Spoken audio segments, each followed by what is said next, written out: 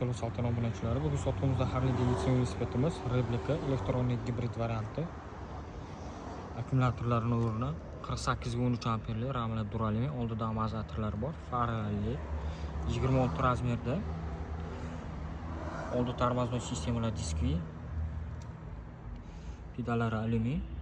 Nasoslar bonusga qo'shib beriladi. Oddiy velosiped hisobida ham bo'ladi. 7 ta skorosklar bor. Motorlari 48 ga 500 watt. Zaradinlari bor. Orqa tormoznoy sistemalari ham diskli. Egalari kojinli, sidingida amortizatorlari bor. Kablolari elektronik hisobda 5 ta skorosklar bor. Oddiy velosiped hisobida 7 ta skorosklar bor. Ham gaz urishga yuradi, ham assentka.